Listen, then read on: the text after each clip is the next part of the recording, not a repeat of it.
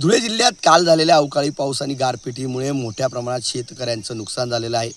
आपण आता शेतकऱ्यांशी बातचीत करणार आहोत. काय सांगाल दादा, नेमकी काय नुकसान झालं, काय नेमकी काल काय परिस्थिती काय होती? बोला मी धनराज सोमा माडी आर्णी शिवारातून बोलत आहे. काल संध्याकाळी 4 वाजता अवकाळी पावसाने एवढं झोडपलं आहे की हे बाजरीचं शेत बघा, पडलेली बाजरी, मका पडलेला आहे, बिजलीचा खंबासुद्धा तिरछा झालेला आहे. फक्त पंचनामे करून काही फायदा नाही. शेतकऱ्यांना काहीतरी अनुदान मिळायला पाहिजे ही आमची अपेक्षा आहे, परंतु सरकारची अपेक्षा काही पूर्ण करू शकत नाही. नक्कीच अजून काही शेतकरी आहेत, त्यांच्याशी बातचीत करणार आहोत. दादा, काय सांगाल, काय नेमकं काय परिस्थिती आहे काल? इकडे या.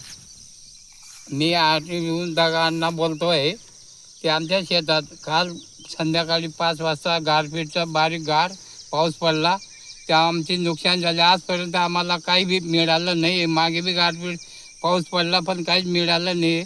शासन आमच्या पाठीमागे काही नाही. आणि आता सोसायट्या भरण्याची पण पायी आले ते सांगतात ते सोसायटी भरा. आता सोसायटी भरूच का मी पोटाला खावत अशी नुकसान झालेली आहे आमची. नक्कीच दादा, आपण काय म्हणाल? एकंदरीत ते 8 दिवसात परत अजून वादळी पाऊस हा आला आणि 3 तारखेपर्यंत हवामान खात्याने सांगितलेलं आहे की 3 तारखेपर्यंत पाऊस राहील बुवा. तर जे आहे ते राहतं किंवा नाही राहतं, तर आता हे शाश्वत नाही आहे ती. आणि शेतकरी कसा बसा उभा होता, संकटाला तोंड देत होता, परंतु सरकार मायबापने लक्ष द्यायला पाहिजे. पंचनामे जे झालेले, आम्हाला 1 रुपयाचं पीक विमाचं ते जे होतं ते पण भेटलं नाही. गारपीट मागे झाली ते पण भेटलं नाही. आता हे परत अजून हे नवीन संकट आणि पुढे सण येतोय. आता आम्ही काय करायचं ते आम्हाला समजत नाही.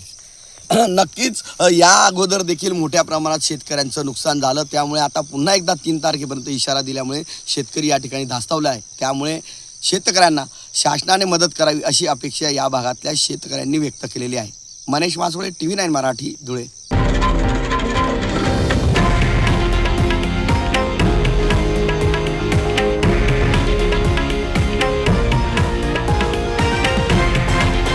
हे आहे देशातील नंबर 1 न्यूज नेटवर्क आणि आपण पाहत आहात TV9 मराठी, एकमेव.